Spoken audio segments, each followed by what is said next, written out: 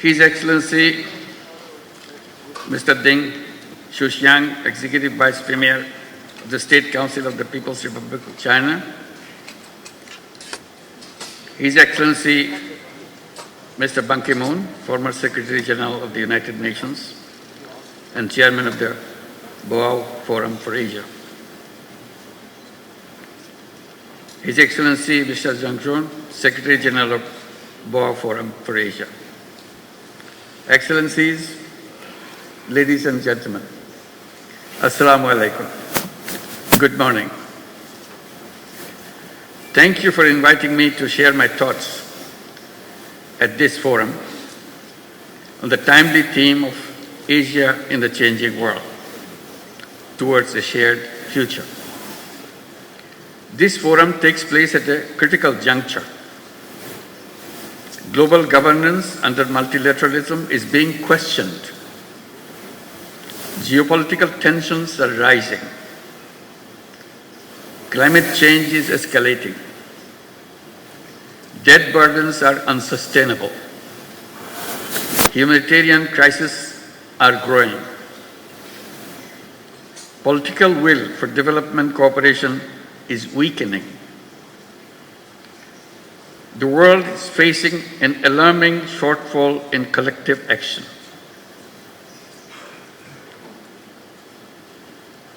In the past, I attended this forum to share insights on microcredit.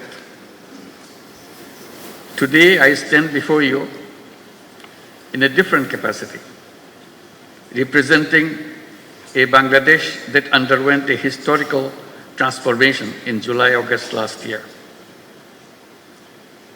The world witnessed a people united against oppression and corruption. Our youth and citizens demonstrated exceptional resolve and strength to redefine the future of Bangladesh. To restore public trust, we have initiated critical reforms. Independent commissions have been launched to reform the electoral system, judiciary, civil administration, law enforcement. These reforms, when implemented, will bring about fundamental transformation for our nation. Excellencies,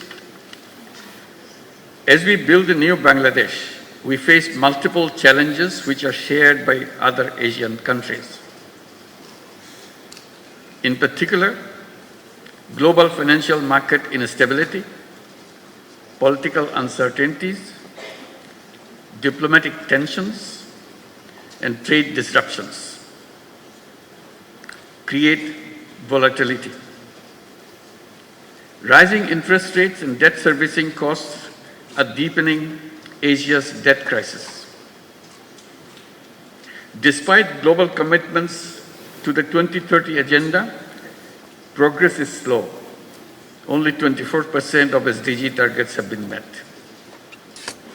Developing Asian countries face an SDG financial gap of 2.5% to $4 trillion annually. Beyond SDG financing, Asia also needs large-scale investments in infrastructure and economic diversification through responsible financing. Food security is under increasing pressure. Rising prices of essential commodities are straining household budgets, especially for low-income families. Climate change and natural disasters are exacerbating this crisis. The strengthening food supply chain is essential. Energy security is critical, especially for net importing developing countries. Energy supply disruptions drive inflation, economic instability, and debt distress. We must find sustainable energy solutions and scale up investments in renewables. Investing in health and education is critical and crucial for human capital development. A well-educated, skilled workforce drives economic growth and innovation. Countries that invest in universal healthcare see better economic productivity. Digital education, vocational training must be expanded to equip our youth for the jobs of the future.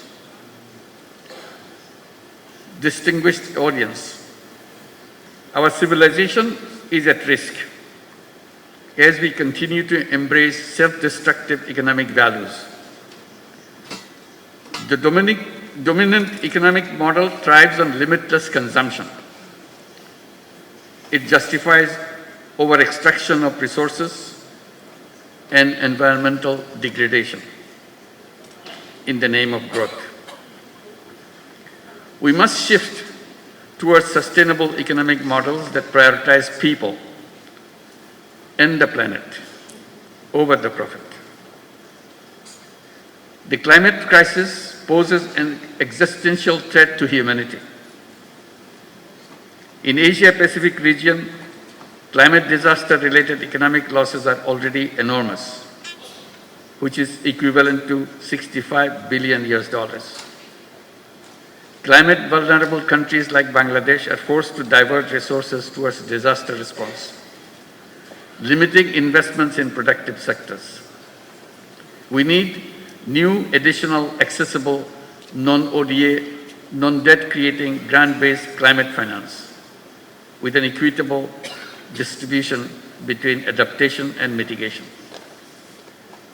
Universal access to life-saving medicines and technologies must be guaranteed.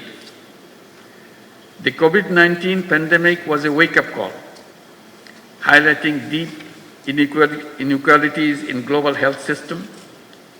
Asia should take a united stand in ongoing negotiation of the pandemic treaty. Rapid strides in the data-driven technology, robotics, quantum computing, artificial intelligence are shaping the world. Lower capacity and resource mobilization in Asia compared to advanced economies could further widen digital divide. Data sovereignty and security remains critical concerns. If technology evolves irresponsibly, it could pose existential risk. Asia must close the digital divide and build regional capacity in technology, innovation, and incubation. Ladies and gentlemen, Asian cultural diversity, with its rich tapestry of languages, traditions, philosophies, customs, is a testament to the resilience and creativity of human civilization. The philosophies of Islam, Confucianism, Buddhism, Hinduism, among others, have shaped the global thought, offering unique perspectives on morality, governance, and human spirit. Asia's civilizations have flourished by embracing diversity. Over the centuries, the vibrant exchanges of cultural diversity has not only impacted on the region, but global influence. The melding of tradition and modernity, the respect for ancestral wisdom alongside cutting-edge innovation creates a dynamic energy that propels the region forward while honoring the deep historical roots.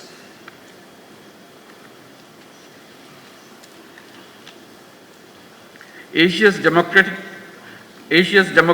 dividend presents immense potential. A growing workforce, particularly young people, can drive innovations and productivity. We must provide them access to finance for entrepreneurship and sustainable solutions. Investing in human capital and in education system aligned with the evolving global job market will shape Asia's future competitiveness. Women's labor force participation in Asia remains low. Gender gaps persist in leadership and decision-making. We must remove barriers to women economic empowerment and ensure equal access to opportunities. In today's polycrisis world, wars and conflicts erode rights and disrupt economics. The genocide in Gaza continues despite global condemnation. The crisis in Palestine is not just an Arab or a Muslim concern, it is a humanitarian issue. The continued tension in Ukraine is heavily tolling on our global supply chain. The protracted crisis in Myanmar threatens regional stability. For more than 7 years, Bangladesh has been hosting over 1.2 million forcibly displaced Rohingyas who are Myanmar nationals. We continue to bear significant social, economic, and environmental costs. The UN Secretary General recently visited the camps in solidarity.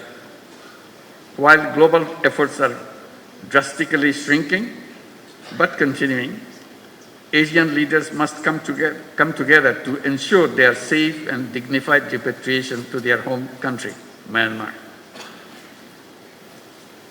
Distinguished audience, in this changing world, the destinies of Asian countries are intertwined. We must chart a clear roadmap for a shared future and a shared prosperity.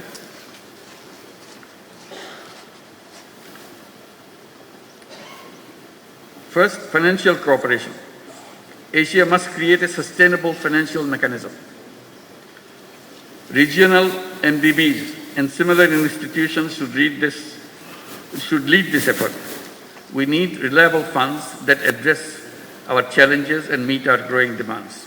Second, trade cooperation. Asia remains one of the least integrated regions. This weak integration stifles investment and trade. We must work to boost trade cooperation immediately. Third, food and agricultural cooperation. We must promote resource-efficient farming. Domestic production must be enhanced for food security. We need to reduce imports reliance and achieve self-sufficiency. Expanding tech-based sustainable agricultural solutions and innovations in regenerative and climate-smart farming is key.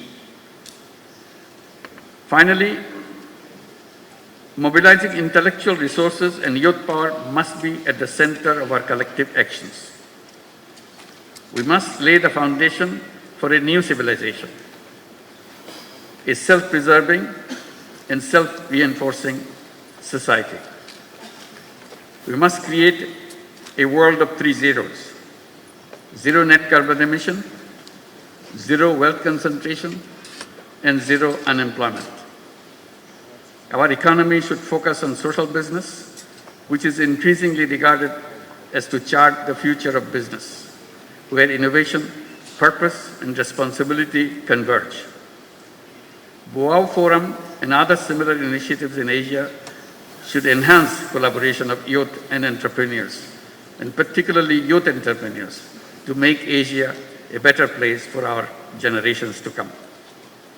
As I mentioned, always, every young person should grow up as a 3-0 person, with zero net carbon emissions, zero wealth concentration, and zero unemployment through entrepreneurship and social business. This is the shared future we in Asia must create together. Thank you very much for your attention.